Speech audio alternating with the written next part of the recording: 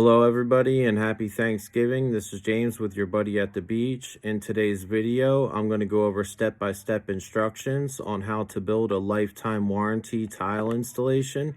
In this case, it was a shower and a bathroom floor.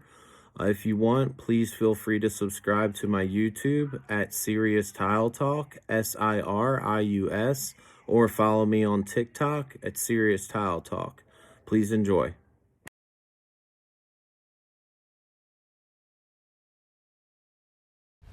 Here is the beginning stages of our shower fully demoed.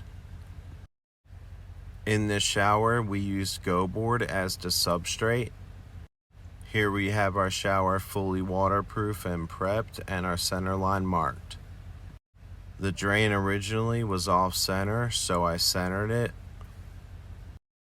If you are using a Schluter pan, ensure it is cut the proper size. Ensure your curb is cut the proper size with 1/8 of an inch on each side. This is James with your buddy at the beach. We got everything for our Schluter pan completely dry fit. So tomorrow we're gonna stick everything, and I'm gonna do a live video actually on how to assemble all this and get everything seal tight and watertight and flood tested and all that. So have a good day. When dry fitting your Schluter pan and curb and your Schluter drain, ensure everything is on center and that all your lines are matched up perfectly. Prior to applying your Schluter pan, curb, and Schluter drain, please make sure your substrate is free of all debris. Ensure to wipe down with a sponge your wood substrate completely. I would highly recommend using Schluter All Set to stick your Schluter pan.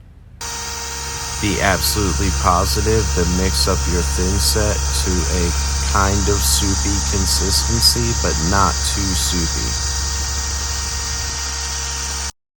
I would highly suggest to burn in your thin set with a notch trowel and then go back and get your notches prior to setting the pan and curb. Please ensure to mud your curb very thoroughly on the sides, tops, and bottom.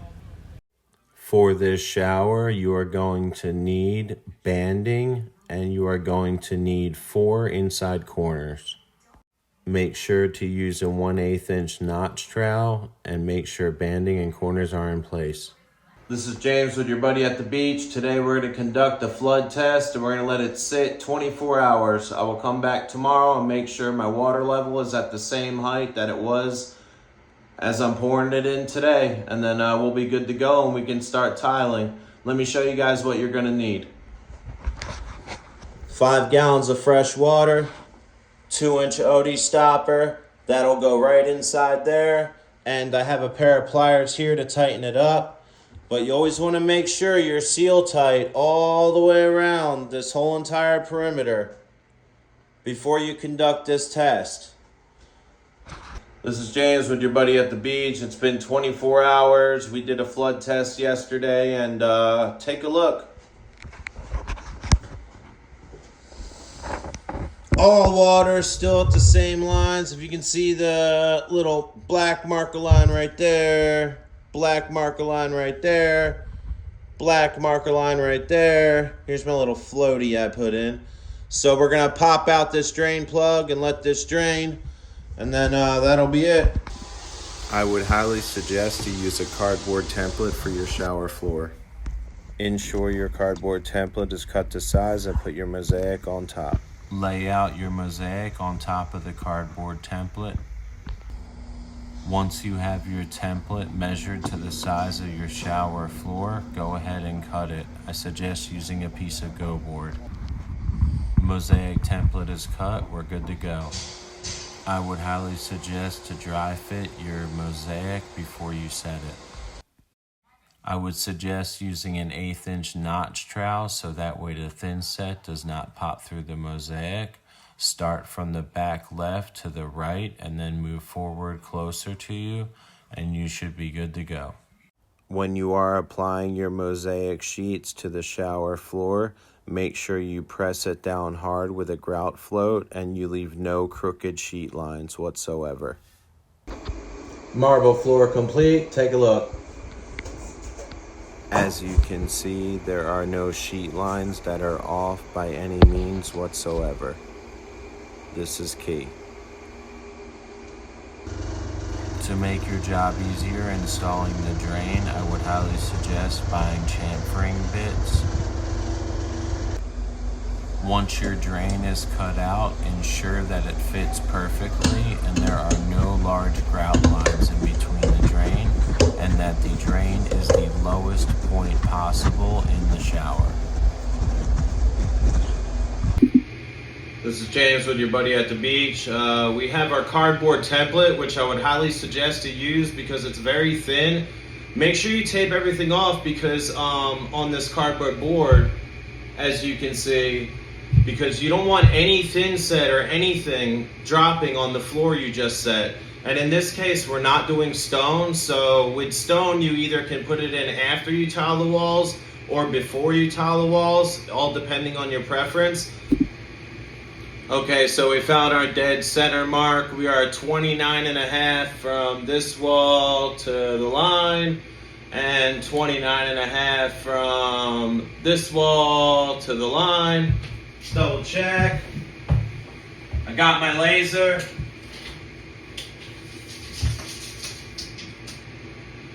$29.5. 29.5. 29.5. 29.5. So we found our center and we can start laying out this tile.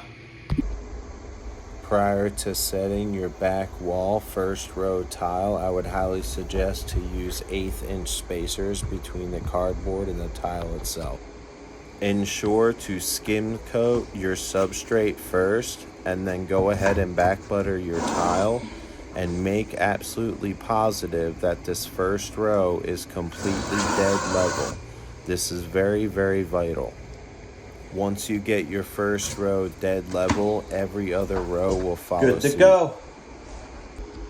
As you can see, I am 3 rows up and I am still completely dead level on every single row. So that means that every other row will be completely dead level as well. When you install your Schluter shelf niche, make sure the left side, the right side, top and bottom are dead level. This will ensure that when you put your trim pieces in, they will match perfectly. When you start tiling your left or right side wall, make sure the grout lines match up perfectly and that your first row is completely dead level. Once you get about 3 rows up, check for level again. Once your right wall or left wall is done, every row you go up, make sure it is completely dead level and that the grout lines match the back wall grout lines exactly every time.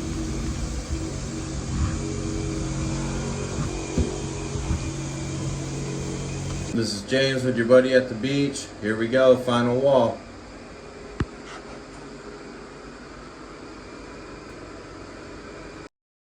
Once again, on your last wall, make sure it is dead level all the way up. Marble mosaic floor is complete and all shower wall tile is complete. I would highly suggest to use a leveling system of any kind. This is James with your buddy at the beach. Today we're going to be installing Schluter Ditra uncoupling membrane. As you can see, I have everything laid out and pre-cut already, even around the toilet. I even have my banding strips where the seams are going to meet up at. And what we're going to do is, now that everything is cut, we're going to take this out of here. I'm going to sweep and sponge down the whole floor, and then we're going to stick this bad boy. Prior to installing your Ditra uncoupling membrane, please wipe down the floor of any excess debris that may be on the floor itself. Burn in the thin set and then come back and get your notches. Stick each piece one at a time and do your banding and sponge it down. So let's tile a floor. The most important thing you can do is lay out your first row, dry fit them. We're doing a brick pattern, 12 by 24 inch high polished porcelain. It's black to match the curb. So we're gonna lay out the first row up against the curb and we'll begin. Once your Schluter-Dietrich uncoupling membrane and banding is in place, please verify that it is flat and flush. Once you have your first rows dry fit, please set them to get ready to set. Ensure you vacuum up all debris from on top of the Schluter-Dietrich membrane. Now that you have your pattern set, it is time to stick the tile. When you start setting your tile, ensure to burn the thin set into the Dietrich and back butter your tile and keep even notch strokes throughout the whole area that you are tiling and use a proper leveling system.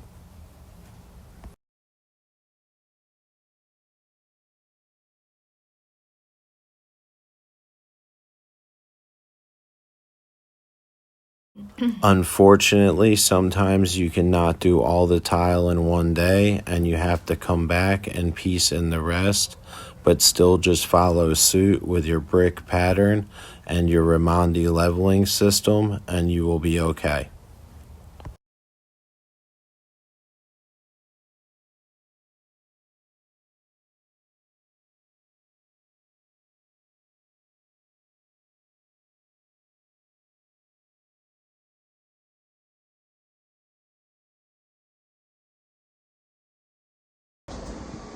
Once all your tile is set throughout your tiled area, remove all Raimondi clips. Time for grout. Ensure all your grout lines are scraped out so grout can fit in them and all the grout lines are vacuumed. Normally, I grout the shower floor first and then I create another cardboard template and cover it and tape off the sides so that way when I grout the walls, it does not fall back onto the floor and harden up. Ensure to use multiple buckets of fresh water to ensure no haze is left. When grouting your walls, you always want to go in a 45-degree pattern swipe in order to minimize the haze that will occur on your tile. When you grout, do small areas so that way you can keep it clean and free of haze. This owner chose to go with a charcoal colored grout for the floor. And let me tell you, 16 buckets of fresh water later, it finally came clean with zero haze. When grouting, I would suggest to wear gloves because the grout does have caustic mechanisms and it will eat your fingers to the bone.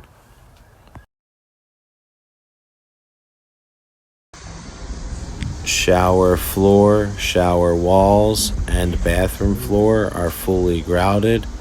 This is the final product.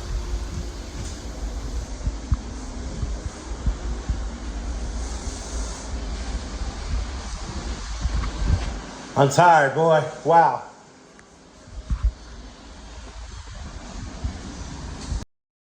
Overall, this shower came out very nice.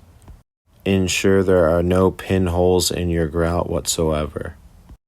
Shower is fully complete, owner is happy, on to the next one. Your buddy at the beach, building lifetime warranty tile installations. Feel free to follow all my work on YouTube at Serious Tile Talk or TikTok, Serious Tile Talk. Have a good day.